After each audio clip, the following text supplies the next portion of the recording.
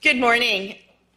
It's an honor to join you today on the traditional territories of the Musqueam, Squamish, and Tsleil-Waututh Nations. My name is Megan Dykeman, and I'm the Parliamentary Secretary of Community Development and Nonprofits and MLA for Langley East, and I am delighted to be your MC today. A big thank you to Food Stash for hosting us today. I'd like to take a moment to introduce those that I'm with today. I'm honored to be here today with Premier David Eby, Minister Pam Alexis, Minister Sheila Malcolmson, and our guests, Dan Huang-Taylor, Michael McKnight, Pamela Ambridge, and Ray Van Merriwick. It is just wonderful to be here with Premier Eby, who recently passed the 100-day mark in office. Today's announcement is one in a long list of benefits for British Columbians that the Premier has accomplished in a short time. I would like to invite Premier Eby to share some very exciting news with us today.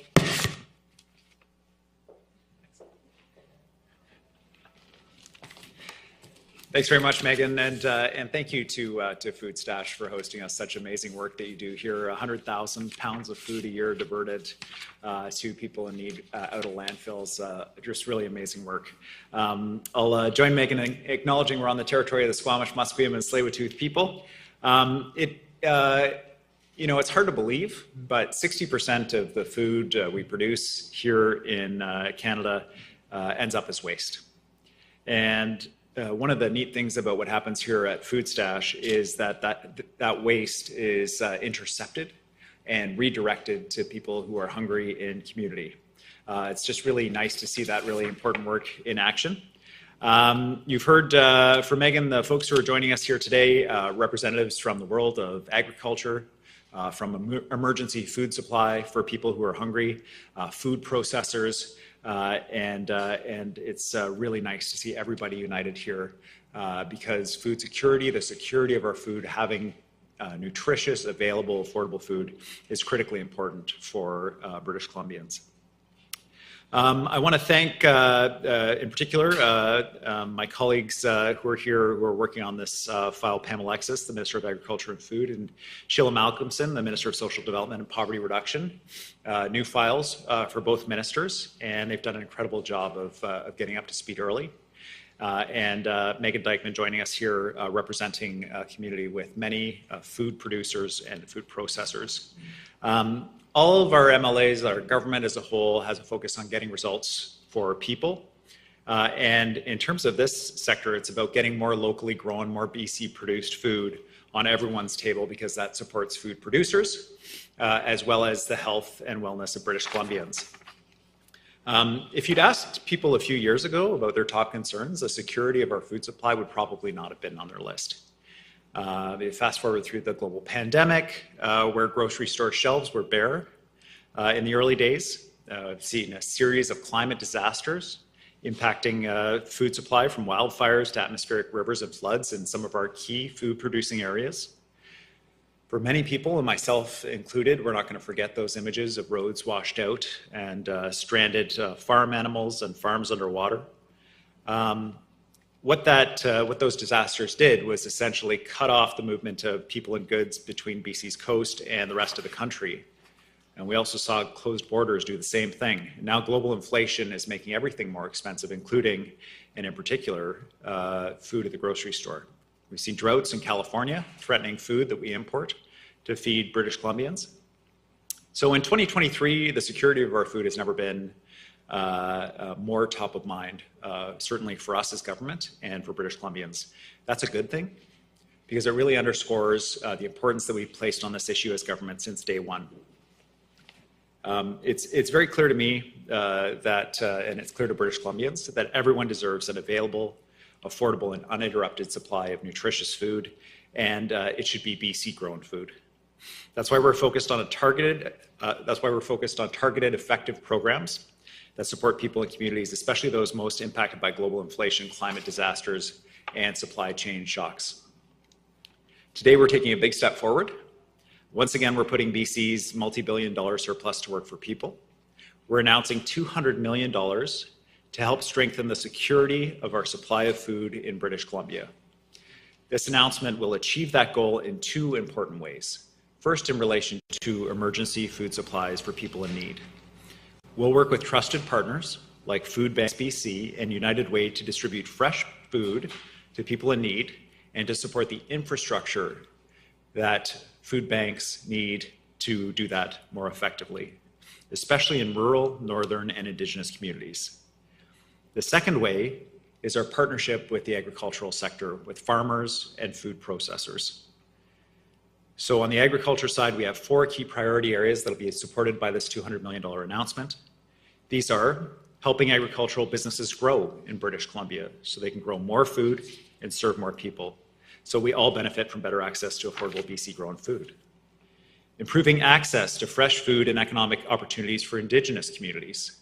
We've heard many times from Indigenous communities about the opportunities they see around community gardens and greenhouses, supporting them in providing food for their own people.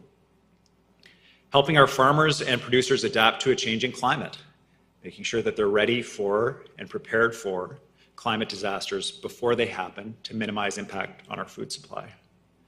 And strengthening our key agricultural sectors generally so more local, healthy food winds up on the dinner table. Acting on these priorities is going to bring together food producers, suppliers, retailers, and consumers. And I know Ministers Malcolmson and Alexis are looking forward to sharing more details on specific projects in the coming weeks and months. I believe in a province where everyone can build a good life, where you can find a decent home and feel safe in your community, where you have access to a family doctor, where kids are learning in great schools, and where you can afford to provide locally grown, nutritious food for your family. That's the BC that we're all working towards, and today we're one step closer. Thank you.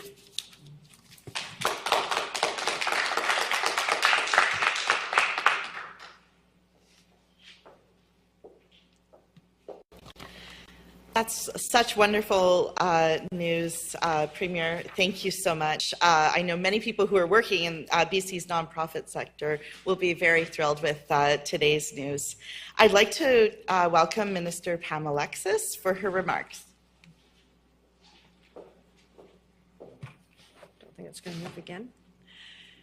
I'd also like to begin by acknowledging we're gathered on the territories of the Musqueam, Tsleil-Waututh, and Squamish peoples. Today's announcements reflect our government's commitment to food security and making sure British Columbians and their communities have an increased, stable supply of more affordable local food. It's an historical investment for the agriculture and food sector in British Columbia, and it's an investment in our farmers, producers, food processors, and the entire food supply chain. This funding will support a series of initiatives that will have significant impact on the agricultural sector and food security. This includes developing new programs that will help producers and agricultural businesses grow and flourish. It will also support new and expanded local food processing and production, and increase the availability and production of fresh local food in remote areas and Indigenous communities. We will also be focusing on our commitment to Indigenous partners and communities as we collaborate to improve Indigenous food systems and food sovereignty while supporting new economic opportunities. Additionally, we will be improving the resiliency of BC's food supply by investing in further climate preparedness and mitigation work. We've all seen the devastating impacts on our agriculture sector from floods, fires, and droughts, and we need to better protect our food supply from the increasing intensity of extreme weather events. The strength and resilience of BC's agricultural community has been on full display over the past few years, and it's absolutely critical that we support them. And by supporting our farmers and producers, we are supporting food security for all British Columbians. Agriculture is a key economic driver in British Columbia, and these investments further our commitment to supporting the hard-working people who put food and drinks on our tables. This significant investment in agriculture will lead to tangible supports and action on the ground. I look forward to the important work that we will be doing in the coming months and ensuring a brighter future for British Columbia's agriculture and food sector. Thank you so much.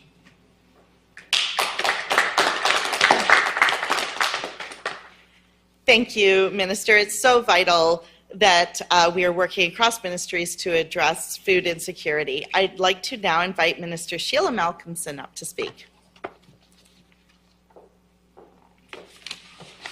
Thank you, Megan. It's such an honor to be doing this work with all of you lined up here, and particularly with Premier Eby, whose roots are in the anti-poverty movement. Helping people lead full, dignified lives is the right thing to do. But food security has been a longstanding challenge in British Columbia, and the last few years have seen a particularly increased need. Global inflation is making it harder and harder for people to get food on the table. At the same time, there is a lot of surplus food in BC that's going to waste because not-for-profits don't have the capacity to store and transport food donations from grocery stores and food processors. Both Food Banks BC and United Way have proven track records getting food into the hands of people who need it. And being here at Food Stash really shows what's possible. It inspires us. That interconnection between food access, redistribution, and harvesting, the second harvest, preventing waste, preventing greenhouse gas emissions from being in our landfills. And so our government is building on the expertise and the innovation of community groups, and my ministry is funding $49 million to help with food costs, food access, and to strengthen the infrastructure of food banks and groups like we are with today. This announcement really is historic. It represents both food production and food access, and is the result of collaboration with partners across the province and collaboration across government. Our investments announced today will help thousands of people access nutritious, affordable food. That is the right thing to do. Thank you so much.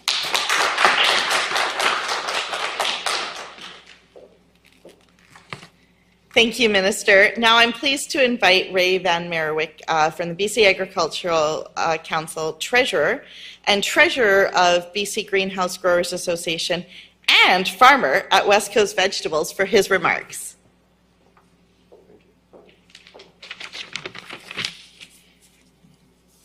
The BC Agriculture Council is pleased to see the Government of BC providing a significant investment in agriculture to improve food security. If we want farmers and ranchers to continue farming in BC, we need our farms to be sustainable now and for future generations. We also have to increase our resilience to adverse events. All British Columbians will benefit.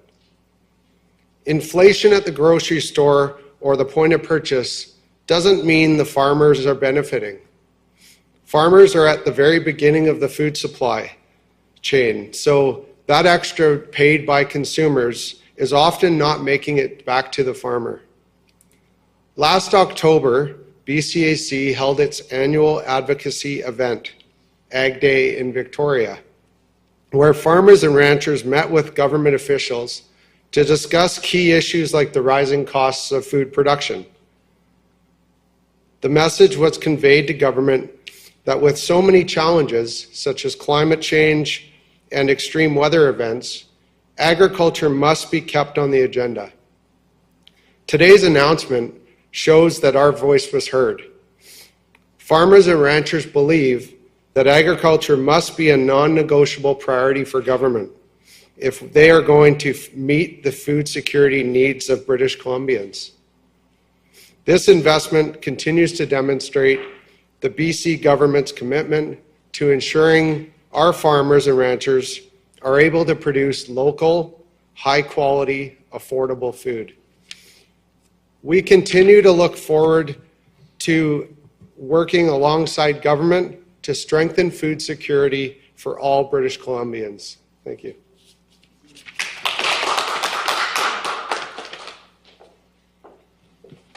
Thank you, Ray. I'd like to now invite Dan Huang Taylor, Executive Director of Food Banks BC, to speak. Thank you. Good morning. Food Banks BC is the provincial association of food banks in British Columbia. We have 106 members throughout the province. Now, this is a very diverse set of organizations that's reflective of the diverse communities that they serve and the unique needs that they encounter. But there is one very common theme that we hear from our members, and it's very concerning, and that is that the need for food banks and the demand that they're seeing has never been greater. As the Premier and Minister Malcolmson mentioned, there have been a series of food security emergencies to hit the province, from the pandemic to the fires and floods and then the cost of living increases. We are seeing greater demand coming to food banks than we've ever seen before, and this has created considerable strain on the system. Over this period, Food Banks BC and our members have been the recipient of funding support from this government that has helped us to weather that storm. We've been able to purchase more food that meets the diverse needs of the clients who access services. We've been able to invest in refrigeration that has meant that we can hold and therefore distribute more healthy and perishable items to clients. And we've been able to provide food as an emergency access for those communities that have been devastated by the fires and floods, and this work continues to this day. Food Banks BC believes that to address food insecurity requires systemic change and policy that get to the root causes of poverty and therefore alleviating food insecurity. But we also acknowledge that there is a critical need right now, and today's investment and commitment to this funding will make a meaningful contribution to both of these. Food Banks BC is deeply grateful to this government for the support that it's providing to our agencies and other agencies in this sector, as well as the long-term investment in solutions that will alleviate food insecurity and reduce hunger in BC. We are looking forward to continuing to partner with the government and alongside key stakeholders from the public, private and non-profit sector, and ensuring that the voice of people who are impacted by poverty is at the forefront of the conversation as we collectively seek an end to hunger in BC. Thanks a lot.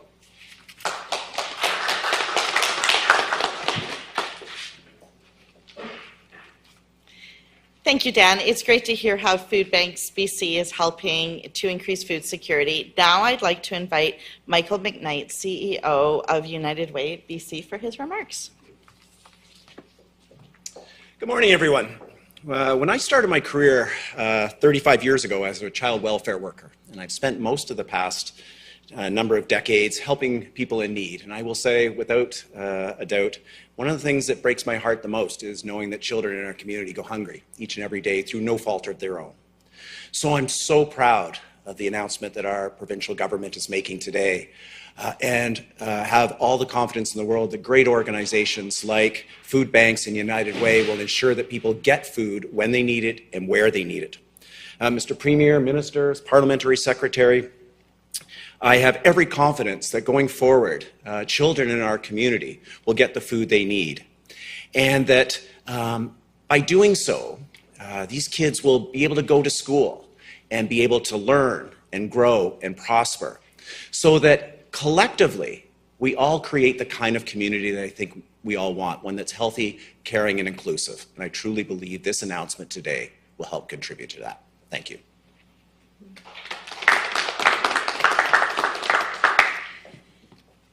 Thank you, Michael, for the incredible work that the United Way is doing. Lastly, but not least, I'd like to invite Pamela Alexis, Vice Chair of BC Food and Beverage of Vitalis Nutrition, to speak.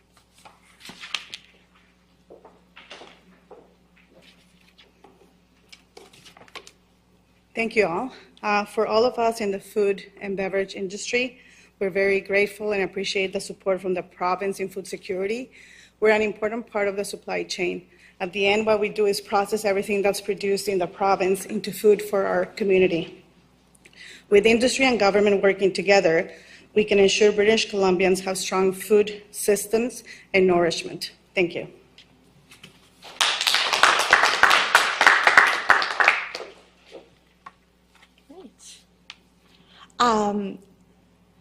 Now, thank you for the work you're doing, Pamela, and thank you to everyone who's joining us today. It has been wonderful to be here, and I'm now going to turn it over to Hernani Miranda, who will lead us through the media avail, which will be followed by a group photo. Thank you. So turning to questions, everyone will be limited to one question and one follow-up. And for media on the line, please remember to press *1 to enter the queue and to unmute your phone, as you won't be audible until your name is called. We'll start with reporters in the room, and our first question comes from Jennifer Maggart from Radio Canada. Hi, thank you for the announcement today. The question is for Premier Eby. How do you respond to the conclusions of the report about hate crimes during COVID-19 pandemic published earlier today? Thanks for that important question. Today, the Human Rights Commissioner released a very important report for British Columbia, an investigation into hate during the pandemic period in our province. She has made a number of important recommendations for us. First of all, I'd like to reflect on the disbelief, certainly that I felt in many British Columbians as they saw the spike in hate during the pandemic against different groups in our province, and particularly Asian British Columbians. We've seen the videos. We saw the hateful remarks. We heard stories from kids, from senior citizens who were verbally and sometimes physically attacked simply because of who they were. Profoundly disturbing to British Columbians. So this report will be useful to us as we look at ways to make sure that our province stays welcoming to everybody, stays open. As other places around the world build walls and tell groups that they're not welcome, British Columbia is going to stay open. And the Commissioner's important work here will help us do that. Did you have a follow-up? I do. What's going to be done next now that we have this report? Well, this is a very significant and broad report. The topic was hate during the pandemic, and so it's more than 300-page report with dozens of recommendations for government for British Columbia. And so we're going to be going over the report, working with the Commissioner to address the issues that she has raised and finding ways with affected communities that we can respond to the spike in hate incidents that they've seen. Obviously, our government has done work on this. We established the Human Rights Commissioner's Office expressly for making recommendations to us like this. We've got the Resilience BC anti-hate network across the province, but so much more to do. And so working with the Commissioner around implementation to ensure that her recommendations are more than just recommendations, that they result in a reduction in hate in our communities is a priority for me and our government. The next question will go to Peter Mitham from Country Life in BC. Good morning. Just curious, out of the 200 million, there were very few specifics available as yet. So I'd just like to hear from Ray, how is this going to benefit you as a farmer?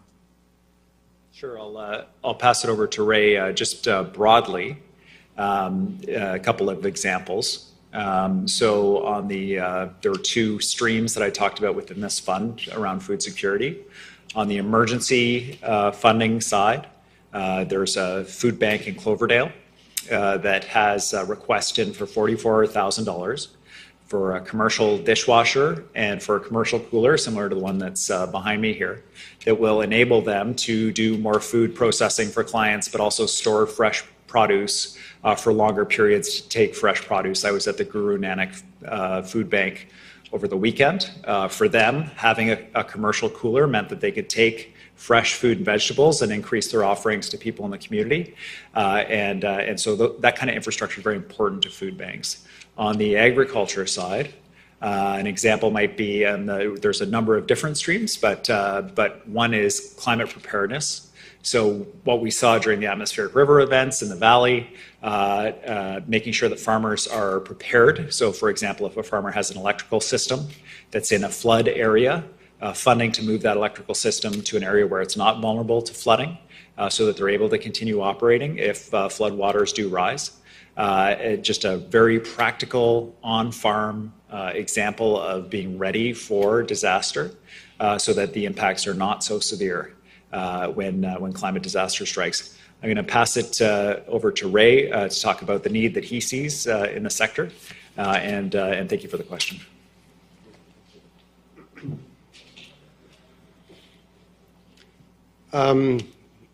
Obviously, we haven't seen the details of what is in the dollars, but we hope that there'll be more connection of BC products being brought into the schools and helping support and feed the kids in the school programs. And then the other big one is dealing with the different climate change effects. We're seeing not necessarily global warming, I think that's the wrong term, and we're looking at climate change, and we're seeing more drastic weather. So if we're getting rain that's more severe. When we're getting cold, it's getting colder for a period of time. So it's those drastic climate change effects, and it affects farmers every day when we have to deal with those challenges. And so we're hoping that there's going to be funding to help us deal with those climate changes. We're seeing heat. 2 years ago, we had a severe heat dome where temperatures went to temperatures that we hadn't seen before. So those are the types of things that farmers have to deal with on a daily basis, and we hope that some of the funding will be there to help us deal with changing our business and preparing our businesses for those events, and so that we can continue to provide local, healthy food for British Columbians. Thanks, that's a perfect segue to a follow-up question then. Had an announcement yesterday that the Sustainable Canadian Agricultural Partnership is now accepting applications, and just wanted an update from Minister Alexis on how, and maybe the Premier, on how British Columbia's negotiations with Ottawa are going for the implementation of that and ensuring that farmers will have access to those programs on April 1st. We are working, we are working diligently on that, and we will be ready for April 1st. Thank you. The next question goes to Julie Nolan from Global. Hi, Premier Eby. The BC Liberals have repeatedly voted against your funding tied to the surplus. Should there be more debate and scrutiny around these announcements, including this food security announcement? Thanks. This announcement and this funding, along with other key initiatives where we're taking the multi-billion-dollar surplus the provincial government has and putting it to work for British Columbians on deficits that we have in community, are subject to something called supplementary estimates. It's inside baseball, but the bottom line is that the opposition gets to ask all kinds of questions to the ministers about these initiatives. In fact, Minister Alexis is headed right back to Victoria after this to take questions from the opposition about this fund. It will be subject to a vote in the legislature. I do want to take a moment to reflect on a point of departure, frankly, between us and the opposition about the surplus. We believe that when the province has a $5 billion surplus and people are hurting across the province, that money should be put to work.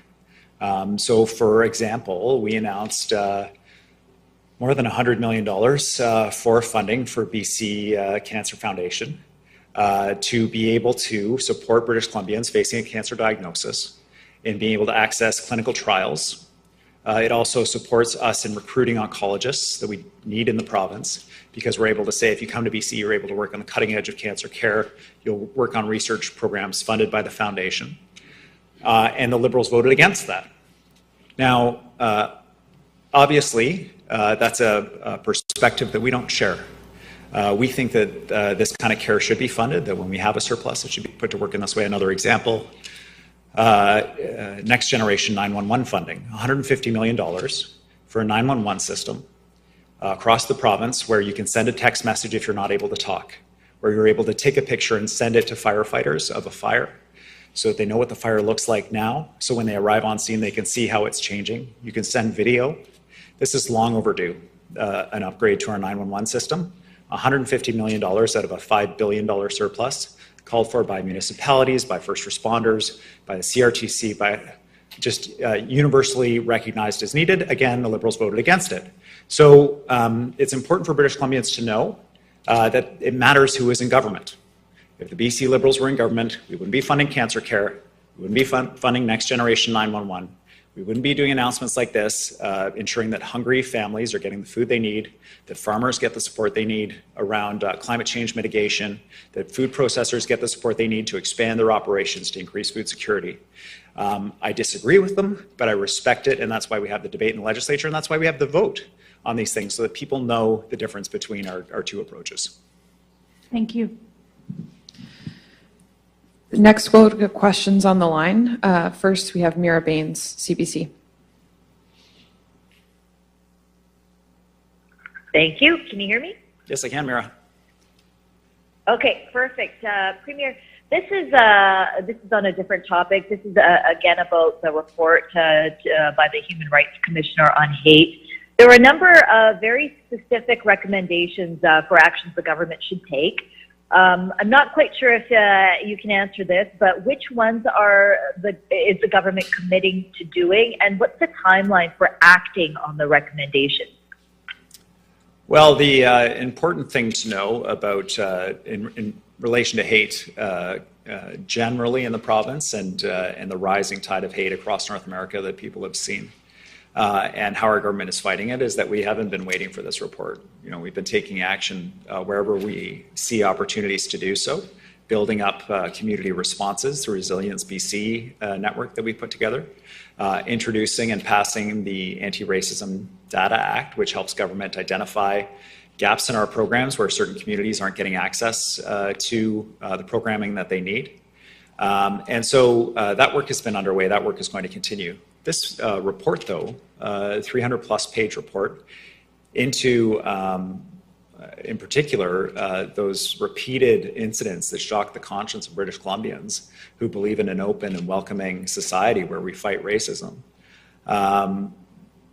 is exactly the kind of work that we hoped that the Commissioner would do. With that said, it's a 300-plus page report. We're going to work with the Commissioner on implementation of the report. We share her goals around fighting racism across the province. And it will take some time because there are literally dozens of recommendations for us in this report. But we're committed to work with her and her team, as well as with affected communities in particular, affected British Columbians that have seen this kind of racism, as we do work on it. And one example in the report, it talks about improving resources for education. We have a new K-12 education anti-hate strategy, and that's been implemented by the Ministry of Education during the time that the Commissioner was working on this report. So we're working in parallel together, and we're going to continue that work going forward. Did you have a follow-up? Yes, actually, and this question is about another report, and this is from the coroner on drug toxicity deaths. And what we've learned from this report is that there were 2 deaths at supervised consumption sites. One person died in 2022, and one person died in 2023. We're just wondering if you've had a chance to take a look at that report and whether it's very unusual to have these deaths at supervised consumption sites. Is it a matter of drugs becoming more toxic, or is this policies or procedures type of thing that went wrong here? Yeah, thanks, Mary. I haven't seen that report, and I certainly will be looking at it, as will our Minister for Mental Health and Addiction. The goal that we have around all of our harm reduction and safe supply initiatives is to keep people alive so that they have the opportunity to get into treatment, which is why we announced $1 billion in the budget around increasing access to detox and treatment across the province. I will absolutely be having a look at this report, and as will the Minister, as will the Public Service, to see if there are any opportunities that we can take to prevent deaths wherever we can, because that's our goal, to keep people alive so they have the chance to get into treatment. The next question goes to Alex Lazenby, Capital Daily. Hi, Premier. I just wanted to ask you about the report out of Surrey that the city is thinking about using some of the funding that you've given it to reduce the property tax increase that it's, proposed, the 17.5%. They're saying that the new funding will reduce it by 5% down to 12.5%. I was just wondering about what your thoughts are with the city using money that's supposed to be for infrastructure for reducing tax burden? Thanks, Alex. We're really proud of the fact that our province is growing so quickly, that people are choosing to come to live in British Columbia in record numbers. 100,000 people last year, breaking records in the breaking last year's record in the first 2 quarters of this year. But with that growth comes huge demand on essential services and infrastructure. Local governments are really grappling with that, as is our provincial government, especially around things like healthcare. So this $1 billion Growing Communities Fund is meant to support fast-growing communities across the province, and there's not one community faster growing than the city of Surrey. They have seen huge impacts from growth, incredibly positive impacts, more people to help build our province, bringing skills and experience from around the world, but also some real challenges. Dramatically oversubscribed infrastructure, everything from roads to sidewalks to parks to community centers, pools, and so on. We have asked local governments to use this money to respond to that growth, to respond to the demands that they're seeing in their community. That's the same in Surrey as across the province. And the other piece of this is we are putting trust in local governments to use this money to support that growth in their community, to make their communities more livable. So we have set it up so that local governments have to have the money in a segregated account, a separate account, where the public can see where the money is being spent, and the local government is accountable to their local voters for how the money is being spent. I haven't seen Surrey's proposals for how they're going to be spending the money in their community. I understand they're working on their budget, and they will be accountable to the voters of Surrey about how they spend the money, just like every local government across the province will be. Did you have a follow-up? Yes, thank you. There's also been concerns raised from Indigenous communities, First Nations, that there is no funding for looking at legislation, consultation.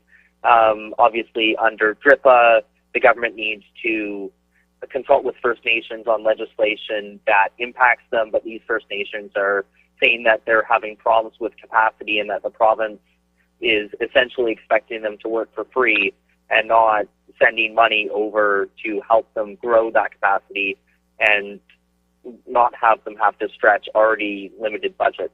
I was just wondering what your thoughts are on those concerns and if you'll, provide that capacity funding to First Nations.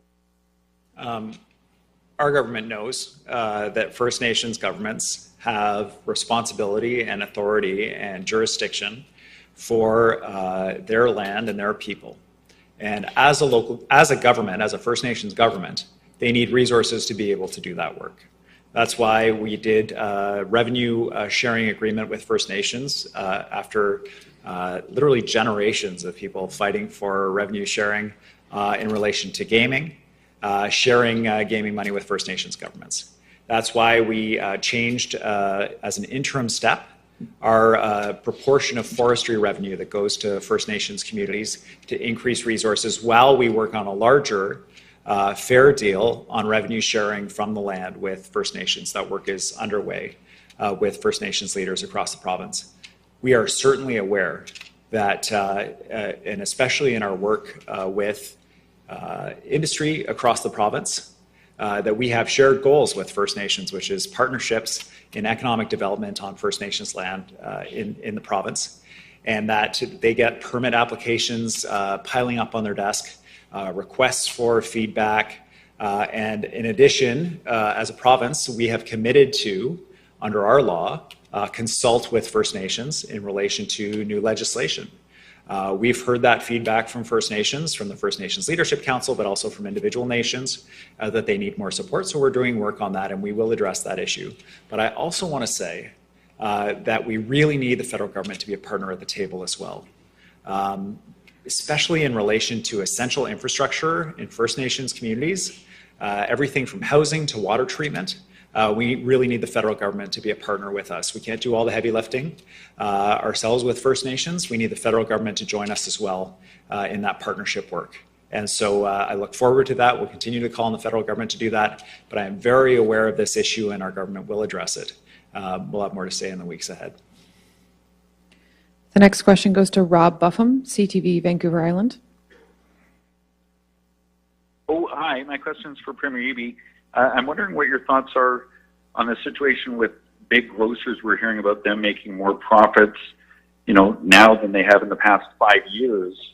And, this expression of greedflation. I'm wondering if you think we ought to be seeing, the financial records of these grocers so we can see, if they really are gouging consumers.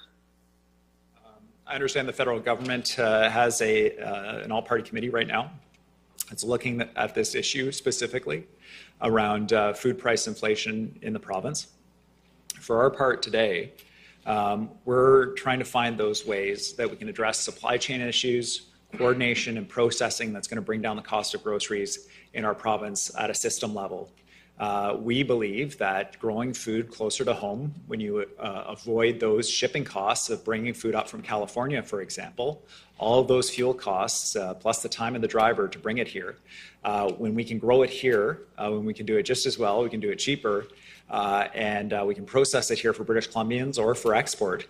It's a massive economic opportunity for us as a province around export, but it's also a moral obligation on us to ensure that British Columbians can afford the food that they need.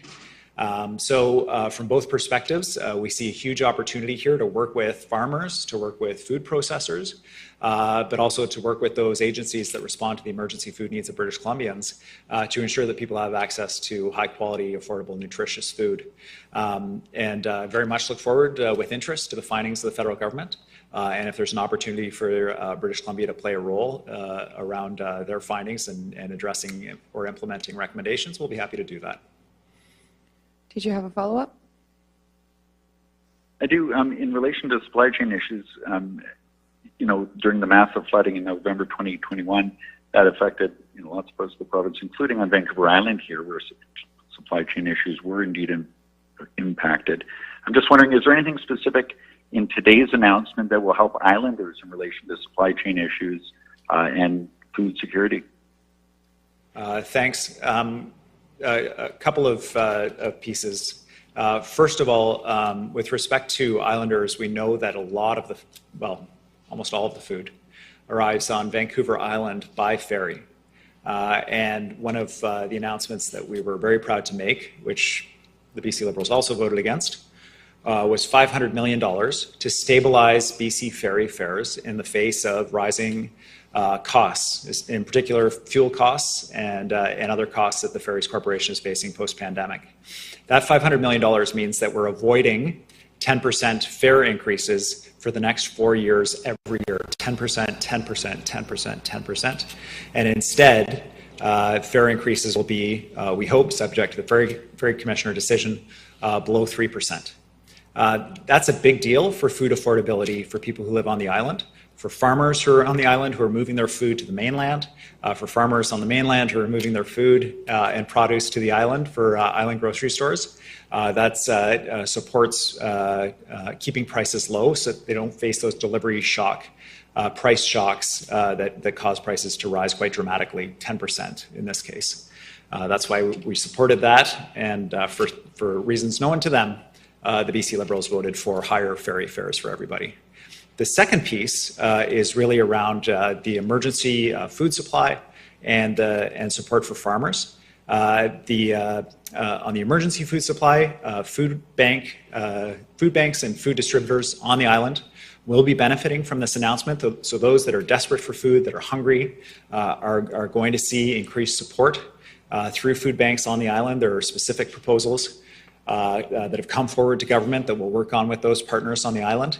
And then also all of the initiatives that we've talked about in relation to the Fraser Valley specifically are also available to island farmers, whether it's around preparing for drought or preparing for other climate-related impacts, as well as increasing food processing capacity on the island so that islanders are more independent when it comes to their food supply and less reliant on bringing food over by ferry.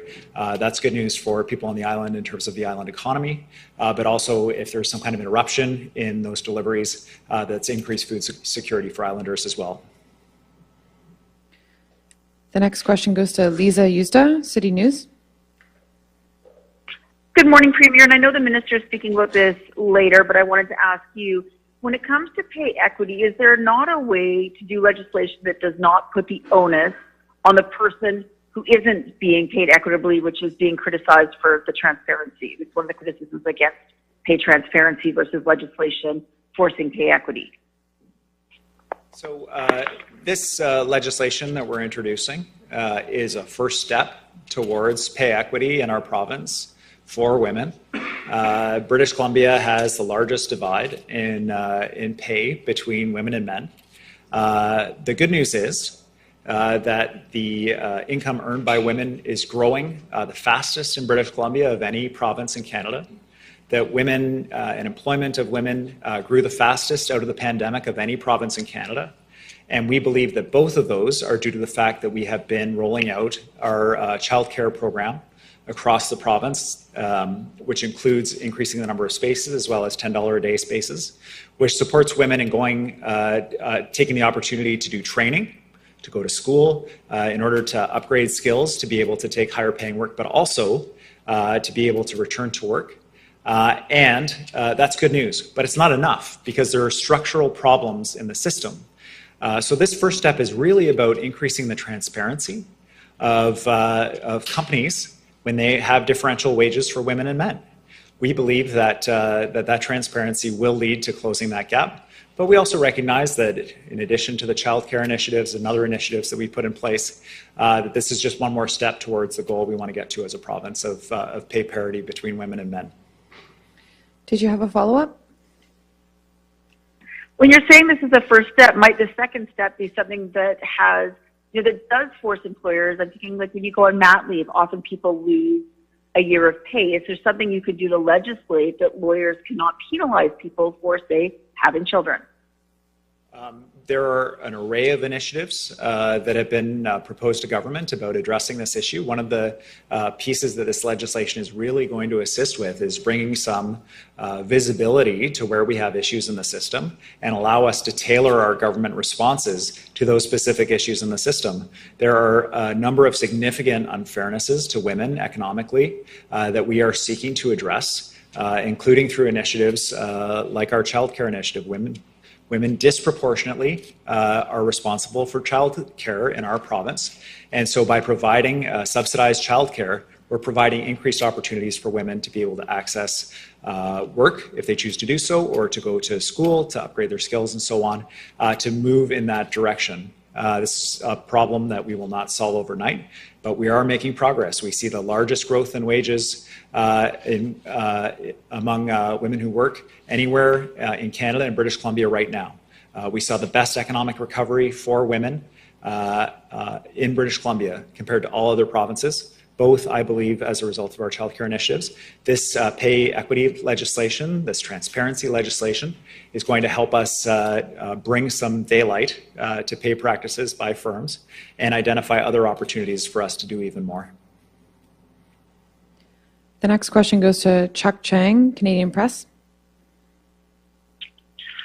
Thank you. Premier, the federal justice minister has just mentioned that he is open to discussing changes to bail, to conduct potentially bail reform. I was wondering if you have talked to the federal government about this, and what type of changes do you need to see from the federal government in terms of bail reform?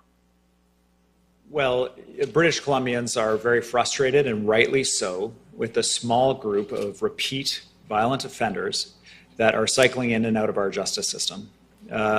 For our part on the province, we haven't been waiting for the federal government.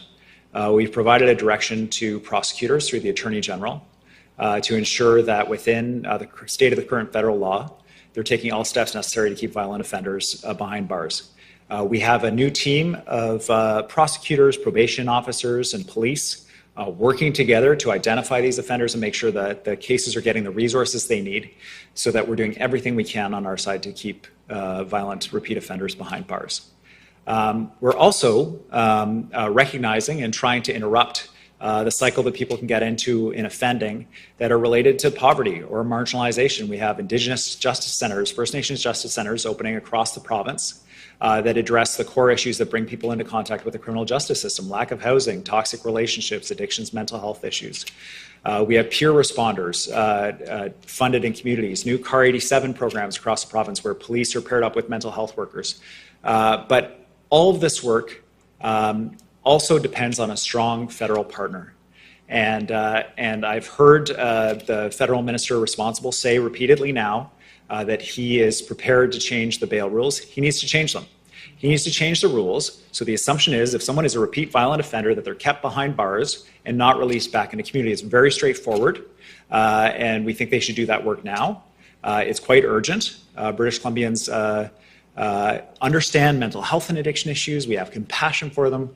But what we do not stand for and do not accept is repeat violent offenders being released back into community and hurting people. And so we need the federal government to act. Do you have a follow-up?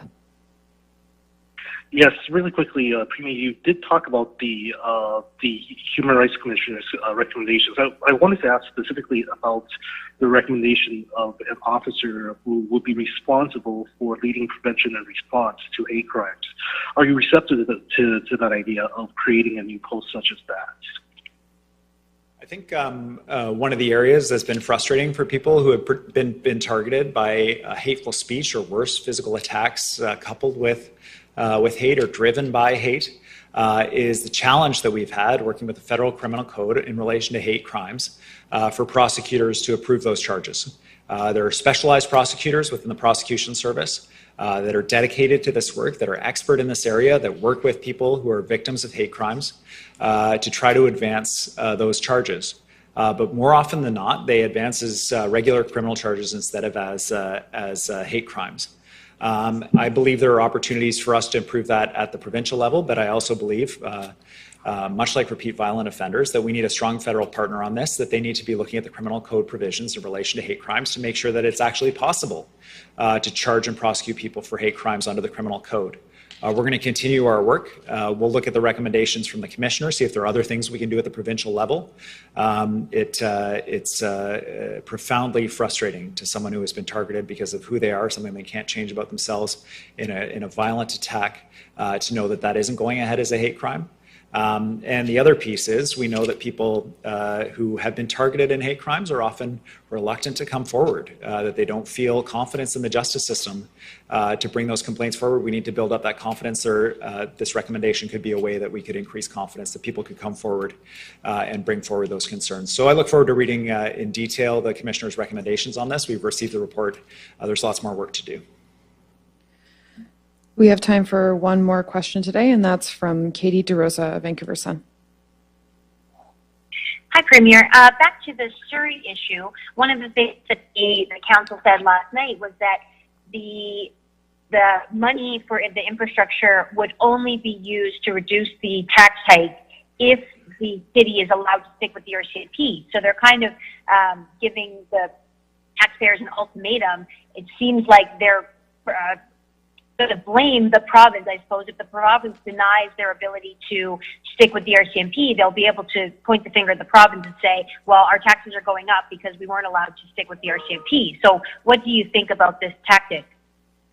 The province's role in this issue is very straightforward.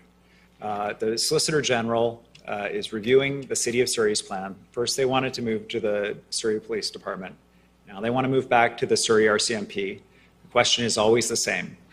If someone picks up the phone and dials 911, they're facing a violent attack or a break-in or whatever, will a police officer show up? It doesn't matter what the badge is, RCMP, Surrey PD, will a police officer show up to that 911 call? If the answer is yes, then it's a safe plan. The Solicitor General can sign off on it. The decision about whether to proceed with Surrey Police Department or with RCMP is up to the local council. So it's their decision to make. They're accountable to their local electors for the decision they make, and the Solicitor General's office is working with Surrey to make sure that our responsibility of making sure that people are safe, that they're looked after when they call 911 for help. Once that box is checked, it's back to the City Council to make the decision about the direction they would like to go. Did you have a follow-up?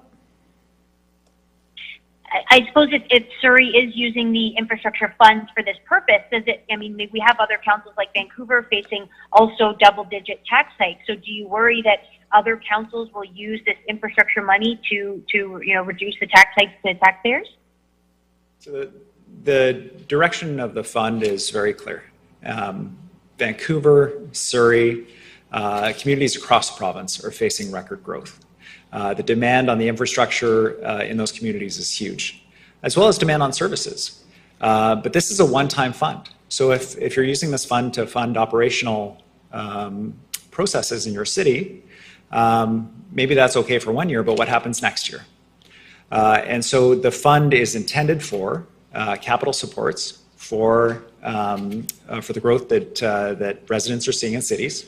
Everything from sidewalks to roads to community centers, arenas, sports fields. And the cities are going to be asked to set this up in a separate account so that they're accountable to their taxpayers for how they use that money. I have confidence in local governments that they are going to make the best decisions for their communities. That's why we set it up this way. And also, they know that the province is going to be coming to them and saying, we need you to hit certain housing targets. We need you to build housing to support growing communities, the population growth that we're seeing because we're in a housing crisis under the new legislation that we've passed. So this fund is one way that they're going to be building the infrastructure for that growth that's coming. So we're counting on everybody working together as a team to deliver for British Columbians. Thank you very much, everyone. That concludes today's event. If the speakers can just hang out at the front.